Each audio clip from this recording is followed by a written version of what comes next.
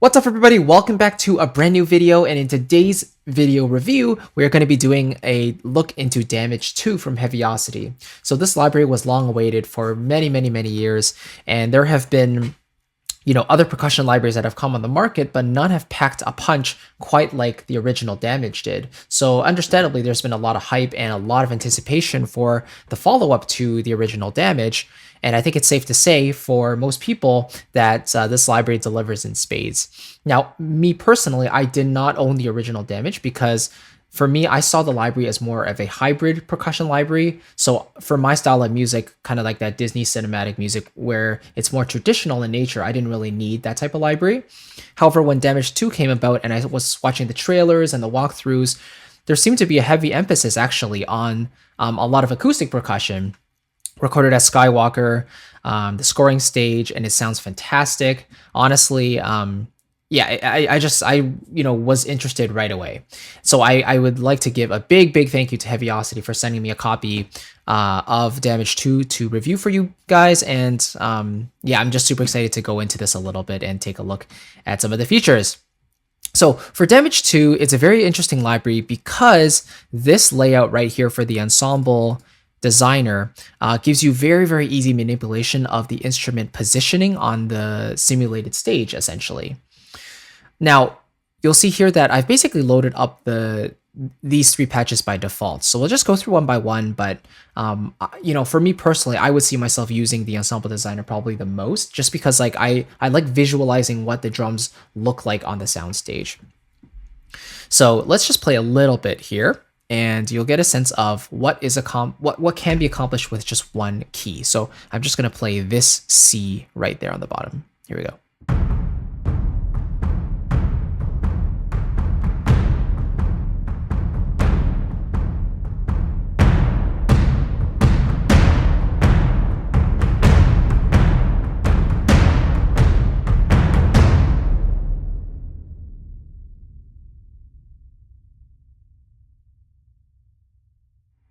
So that decay is beautiful.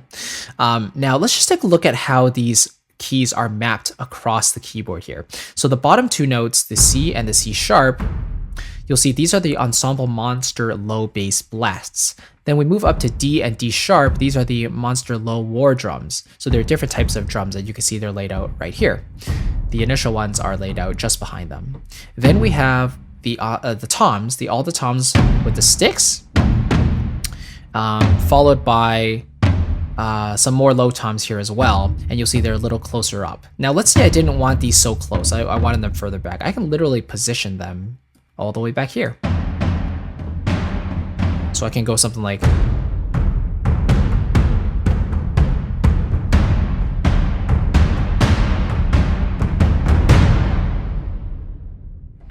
So I personally think the flexibility is awesome.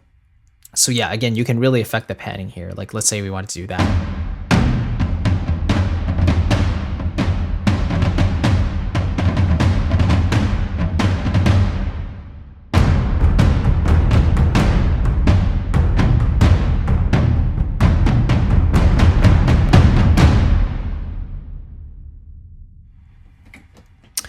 And then what we have is the second set of drums on the middle registers. So if basically we've been playing from C2 up to B2, then we have C3 up to B3, which are the kind of the mid drums. So these are some of the toms, and we also have a few snares lined up here as well.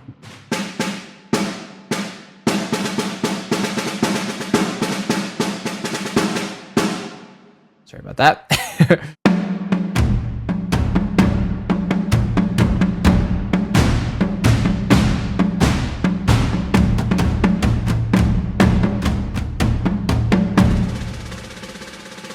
Here's the roll.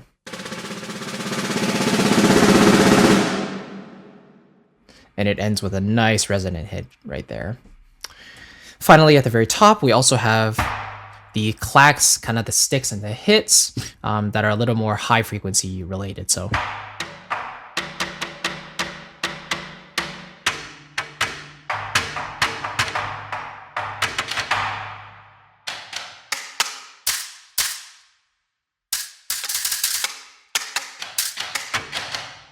So with a combination of all of these, you can create some really cool ensembles.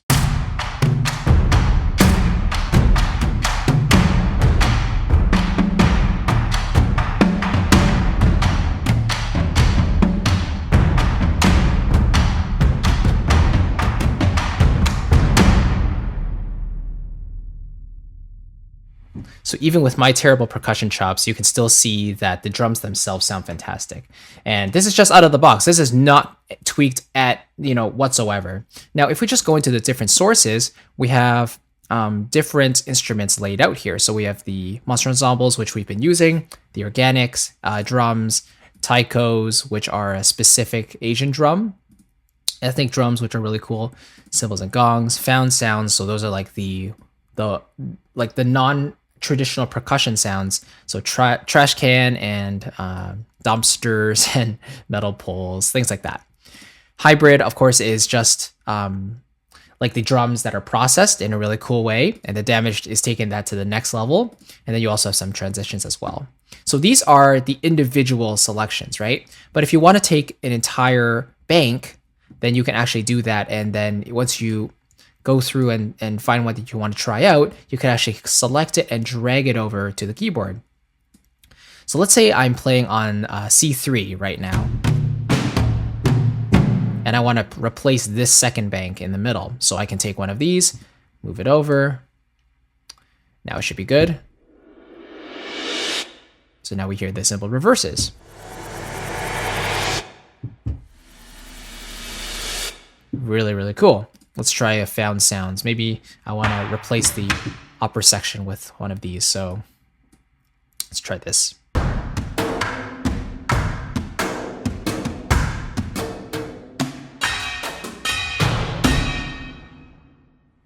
I don't know. It's just really, really cool.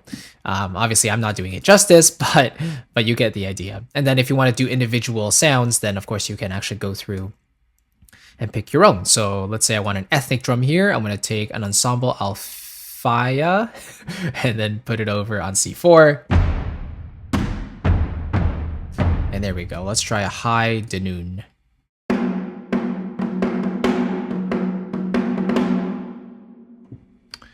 So that's the idea.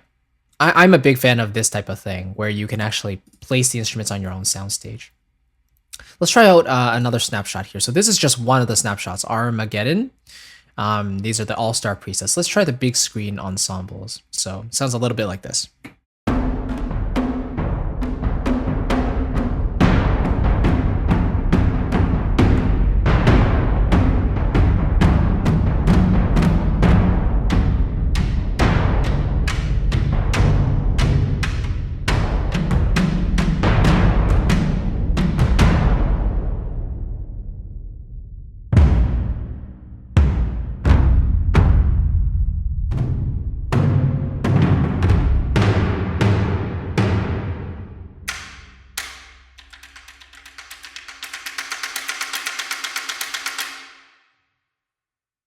Now it's really cool. Some of these tempo synced rolls,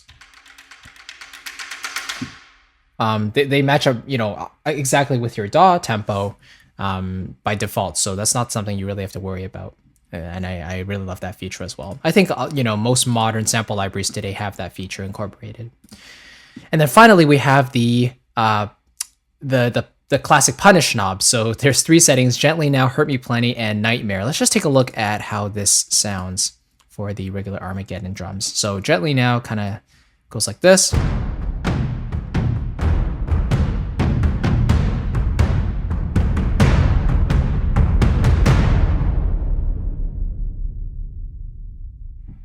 Let's try Hurt Me Plenty. Let's turn it down.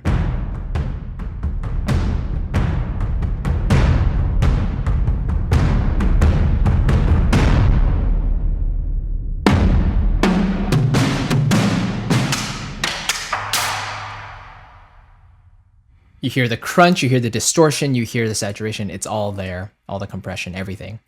And finally, the third and most aggressive type of processing, the Nightmare. So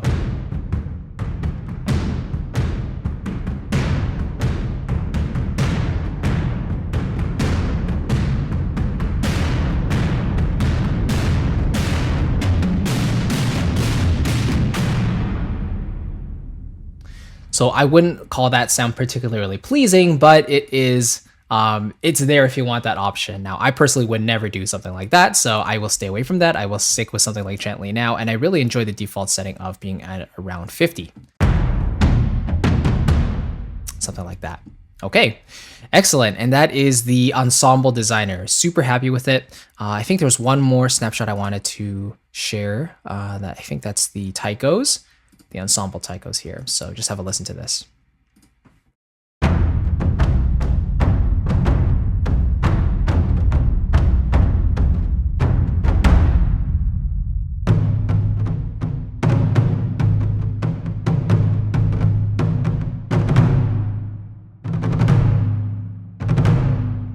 So you have rolls here of different lengths, and you can kind of do stuff like this.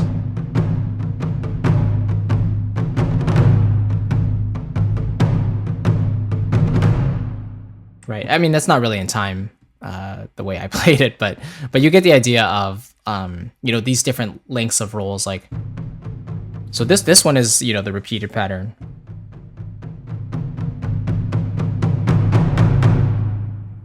Right, and then let's bring it a little bit closer. See if I can find it actually. All the toms are over here. There we go. If I pull it back.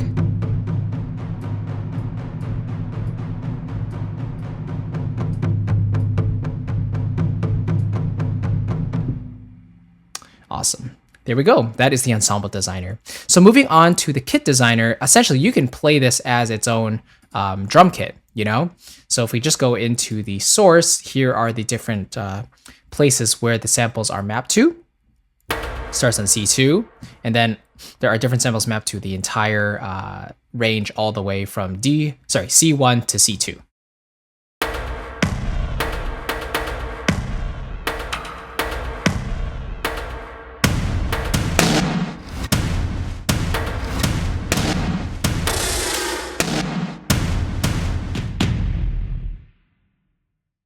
Okay, so then you can also replace the samples. Let's say we have the cymbals and let's place it on A1. So now when you play A1, you know, now you have that simple hit.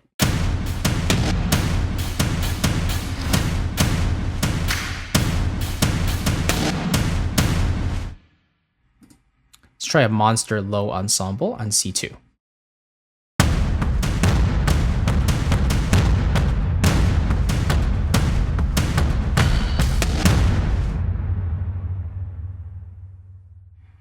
So the way of doing this kind of patch allows you to basically see exactly what sound is being triggered by what key. And if you're a drummer, you know, if you like playing your instruments like this, then it's a very useful patch to have.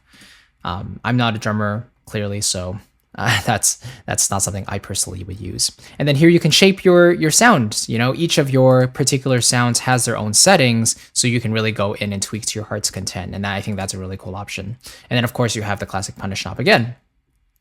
Finally, another really cool option is the loop designer. And again, it's the loops are kind of mapped across 3 different octaves. So C2 has these loops here, which sounds like this.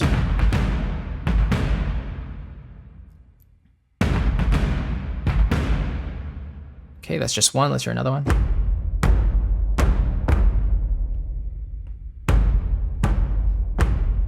So clearly you can hear it's a little bit bare right now. Let's try loop from this middle octave.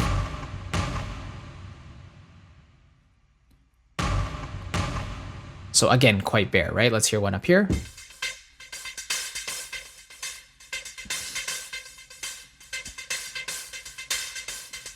Right, so again, quite bare. So the cool thing is when you go into the C1 register right here, then it actually combines all the loops from each category. So if I press the C1, it's going to play the loop from C2, C3, and C4. So we get something like this.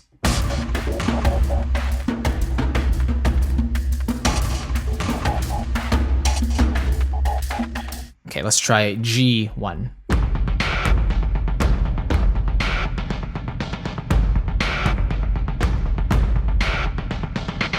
So now suddenly it's much more full and much more complete.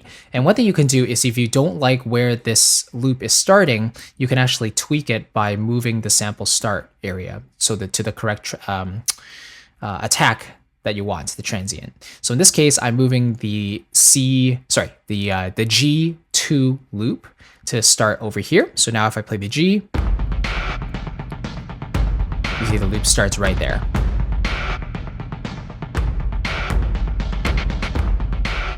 So it's just a really cool option. It's quite flexible that way. Now, let's say you don't like some of the loops, right? Then you can always replace them because they have a ton of different loops. What's really cool is you can actually audition them by just clicking them. So let's say I want some organic ones. So horse hammer. Let's try foundations. So that's a nice like thumpy hit. So let's drag that over to C2 right there. So now if I go back to the loops, if I press C1, now it again it activates all 3 C's, but now the C2 loop, which if I play it, and now it's that low foundations loop we just dragged in. And another cool thing is that they have this stutter feature where you know, if you play them, it actually creates a stutter effect. So let's try it.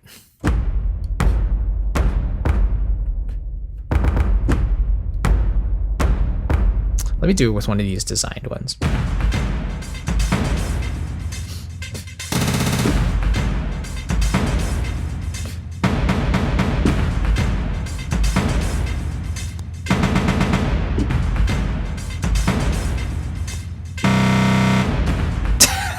Okay, all right. So that's a little overkill, but essentially, you know, between the 16 and the 32, I think it's a really cool way of doing the stutter effect. It's just another way of enhancing your loops. Here's your effects modulation. This stuff I don't really deal with myself. But again, you have the punish knob. You have the punish knob on every single patch, which is great to tweak the amount of like processing you want on the samples themselves. So let me just quickly recap my personal thoughts on this library. For me, the ensemble designer is what really stands out in my opinion, just because it's the way I like to work. I like to see a visual soundstage if possible, and I like to move the drums around to my own liking. And what that also allows me to do is to really audition them quite easily at the same time while getting a sense of where the drums are placed in the mix. So again, if I just play a couple of these.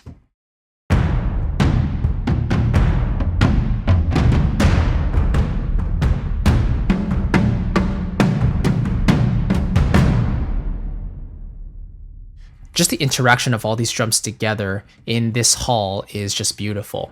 And the flexibility of just moving, you know, further and closer, and then also the panning of left to right, it's just a really awesome feature. I think that that not enough libraries do, but there you go. So Damage 2, all in all, is a wonderful percussion library, and it's equally suitable for traditional percussion as well as, you know, hybrid process percussion. I guess like if you're looking for the ultimate acoustic, orchestral, traditional percussion library, Damage 2 maybe wouldn't be your first choice, just because I don't know if it samples all the traditional percussive instruments, and I don't think it does. But the ones it does do, of course, it is very good. So for my purposes, Damage 2 I would definitely use for more of a punch. You know, tracks that need more of that instantly ready Hollywood sound for the percussion, whereas for more traditional purposes, I'll probably stick with something like Cineperc, which balances it out really, really nicely and complements it very well, just because it is geared towards the more traditional side of scoring with its percussive percussion instruments. So Damage 2 is definitely, I mean, Heavyocity in general is known for their sound design and the way they take traditional source material and warp it to a really, really cool result. So this library is no different. It's just that they've sampled these instruments so beautifully that they all sound fantastic. And if you're looking for a percussion library just to enhance your tracks, to add some oomph and punch, this to me is a no-brainer if you don't have this type of percussion covered already in your arsenal.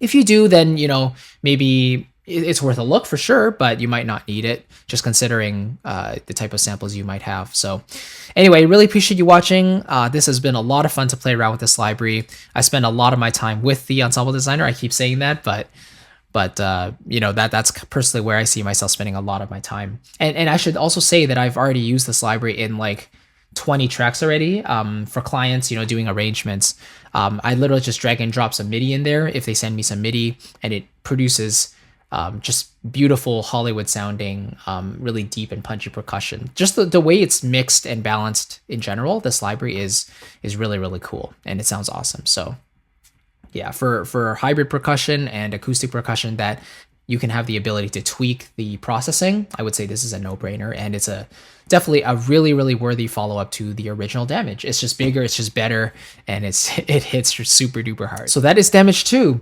Again, I want to thank Heavyocity for sending me this review copy, and I want to thank you for watching. Just as a little gift to you, I'd like to give you my Cinematic Orchestral Libraries guide for absolutely free. Just download it in the description box below, click the first link, and you can sign up so you can receive it and take a look at my personal recommendations for orchestral libraries. It's a lot of fun to kind of just dive into the sample library market, see what's out there, and dive into forums and all that. But sooner or later, you kind of have to commit to a certain sound for your own scoring. So, you know, downloading the guide will give you my personal recommendations to the type of music I like to write, and I hope it can help you as well. So thank you very much again for watching. You know, if you have this library, let me know. And if you're enjoying it, please share your experiences with it. If not, let me know what type of libraries you already have when it comes to percussion, and if you're considering it and why. Because the question is always, will this library do something for me that my current libraries currently do not do for me? That's always the question. Like, does this library add something new to my arsenal? Is it absolutely necessary for the style of music I'm writing? That's the idea. So anyway, thank you again. I'll see you in the next video, and take care.